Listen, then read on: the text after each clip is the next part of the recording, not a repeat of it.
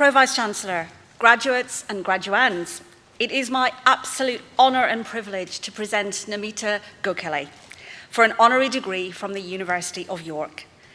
Namita Gokhale is a figure of immense stature in the literary world, a celebrated author, a pioneering festival director, and a tiring literary activist whose contributions have profoundly enriched the global literary landscape. Born with a lifelong fascination for words, Namita's initial intention was to pursue philology, a path that was interrupted but ultimately led to her truly remarkable career. Before the term Bollywood was even coined, she founded a groundbreaking film magazine, demonstrating an early knack for discerning and shaping cultural discourse. Namita was brought up by her grandmother and two free-spirited aunts in an extended joint family in Nainital. She has described it as a mountain town, a tourist town, a school town. That upbringing in the mountains deeply informed her worldview. She became keenly aware of the dichotomy between residents and visitors, the divide between those who belonged and those seeking escape. This Himalayan love story, as she describes her profound connection to the mountains, has been a wellspring of inspiration for many of her novels, encapsulated in her words by William Blake's words. Great things are done when men and mountains meet. This is not done by jostling in the street. This integral part of her identity speaks to a core theme in her work, the celebration of belonging and the nuanced exploration of human connection within specific landscapes. Aged just 26 years old, Namita Gokhale's literary talent burst onto the scene in 1984 with her debut novel, Paro, Dreams of Passion. In a recent interview, she tells the story of her father coming across a draft copy of the book and reflecting on the title said, "Child, I hope you have been discreet." Namita's reply, "As discreet as I know how to be," while privately acknowledging that discretion was not her defining characteristic.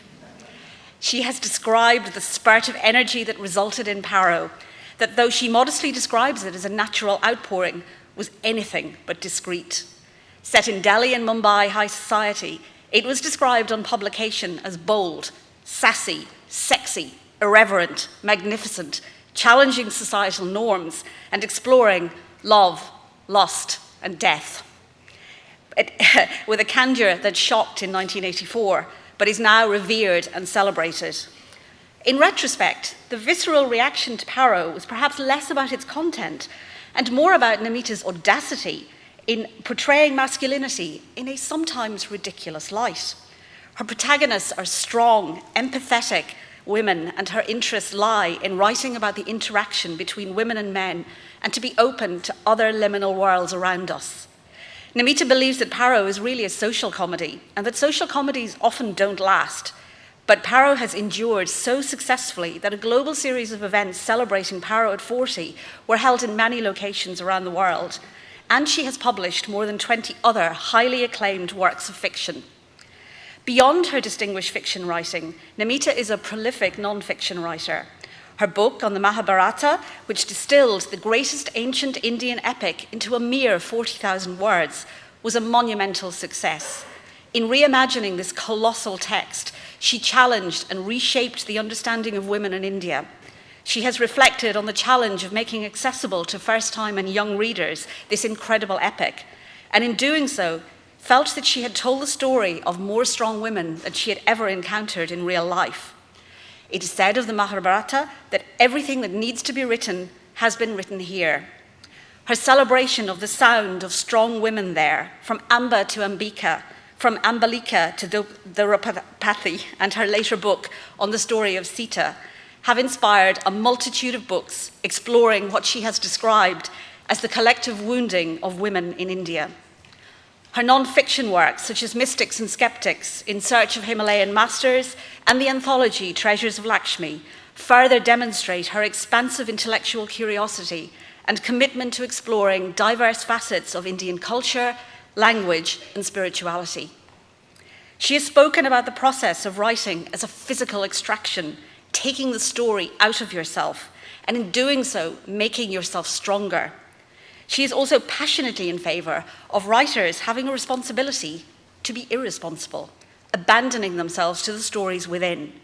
But we should also pay attention to her acerbic observation that the world would be a better place with a little less conviction on all sides, which illustrates the prescience of her books that have foretold the religious conflicts now framing some discourses in India.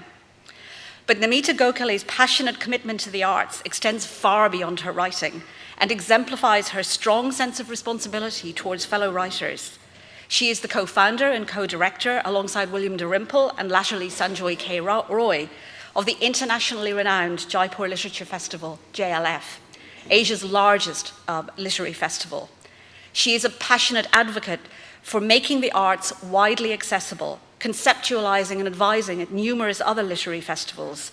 And here in York at the university, we are truly honoured that our York Festival of Ideas and the university share the value of JLF by drawing together diverse audiences. We've participated in JLF in India and JLF London and welcomed JLF speakers to York. And we look forward enormously to deepening our connection further now that we're establishing a University of York Mumbai campus. Namita's dedication to cross-cultural dialogue and the showcasing of writing across the spectrum of South Asian languages is unparalleled. She created and curated Kitabnama, India's sole multilingual book show, for the national broadcaster Doordarshan. As co-founder of Yatra Books, a multilingual publishing company, she has championed creative writing and translations in English, Hindi, and Indian regional languages. As director of Jaipur Bookmark, the publishing imprint of the JLF, she fosters invaluable networking opportunities for publishers, literary agents, translators, and booksellers, facilitating vital discussions within the publishing world. Her professional career is a testament to her belief in empowering the Indian reader and connecting local and international voices.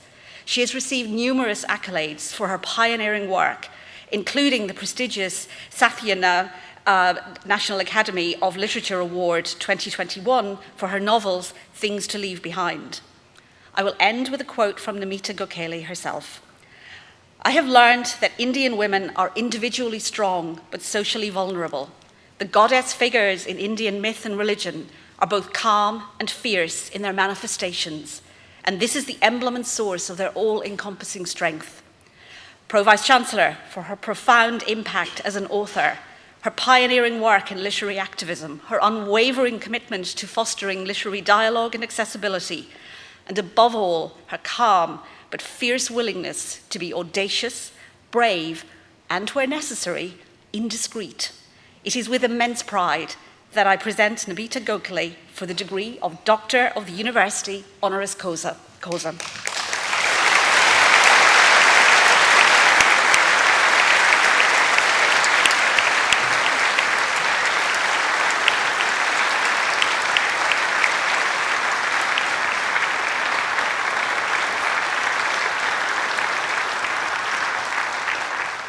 Through the power invested in me by the University of York, I have the most enormous pleasure in conferring upon you Doctor of the University of York honoris causa. Congratulations.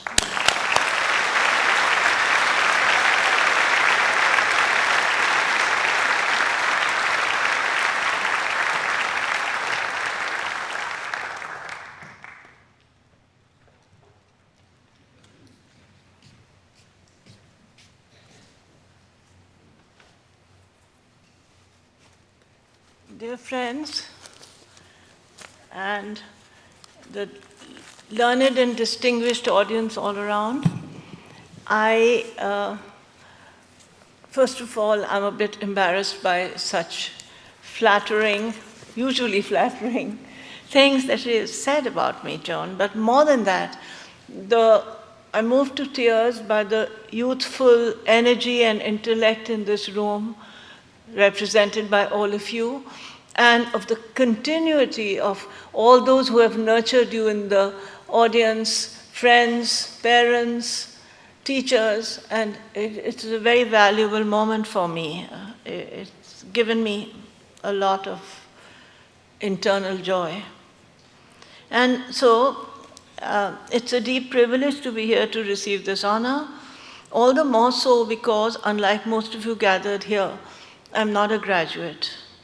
Due to an unfortunate set of circumstances, I was unable to complete my formal education and had to pull out of college in New Delhi in my third and final year. But that is another story for another day. It had always been my dream to be an academic and to pursue the way of knowledge. Well, I've done that in my way, but through different paths. I have in my 69 years written 25 published books, both fiction and non-fiction, and the manuscript for the 26th is with my publisher. As Joan explained, I've had the privilege of being the co-founder, co-director of the Jaipur Literature Festival, which has been an education every year of the 20 years when it has gone on, with William Dalrymple, Sanjoy Roy, who have been here in this hall before, and platforming books and writers and ideas in India and around the world. I've had the privilege of meeting some of the great writers. I've had the privilege of meeting young writers who will someday become great writers, and all this is because I didn't finish college. I wonder sometimes how my life would have panned out if academia had been kinder to me. Would things have been different if I had been able to negotiate the multiple hierarchies of the university system? The answer is complex and also simple. It was those 3 invaluable years in college, studying English literature, that equipped me to balance creativity with reason, structured thought with dreams, skepticism with belief. These foundations were laid by the teachers, some of them extraordinary, from Delhi University, who taught me the value of critical thought. At 19, I found myself thrown into the chaos of the real world.